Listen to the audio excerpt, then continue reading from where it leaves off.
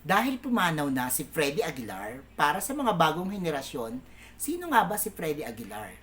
Sikat na musikero sa Pilipinas si Freddie Aguilar. Kilala siya bilang rey ng Pinoy folk rock dahil sa kanyang mga awiting may temang panlipunan at makabayan. Mga awit niya tulad ng Bayan Ko, Anak at Pangako ay nagbigay ng inspirasyon sa maraming Pilipino. Sobrang galing niya sa paggigitara at pag-awit, pati na rin sa pagbuo ng mga liriko na humahawak sa puso ng mga tao. Ba't mo naman siya nakilala? Si Freddie Aguilar ay isa sa pinakakilalang personalidad sa industriya ng musika sa Pilipinas. Nakagawa siya ng maraming awiting nagbibigay inspirasyon at nagpakilos sa mga Pilipino, lalo na nung panahon ng martial law. Ang kanyang musika ay naglalaman ng mga mensahe ng pag-ibig sa bayan, pagtindig sa karapatang pantao, at pagtulong sa mga nangangailangan.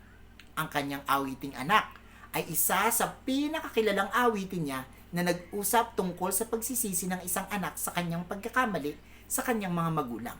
Ang awiting ito ay naging isang klasikong awiting Pilipino at patuloy na kinagiliwan ng mga tao hanggang ngayon. Si Freddie Aguilar ay nagtanghal din sa iba't ibang bahagi ng mundo kabilang ang Estados Unidos, Europa at Asia. Siya ay nakatanggap ng maraming parangal sa pagkilala sa kanyang kontribusyon sa musika at lipunan. Sa kabuuan, si Freddie Aguilar ay isang tunay na alamat ng musika sa Pilipinas at ang kanyang mga awitin ay minsan ay patuloy na nagbibigay inspirasyon sa mga Pilipino at sa mga tagahanga niya sa buong mundo.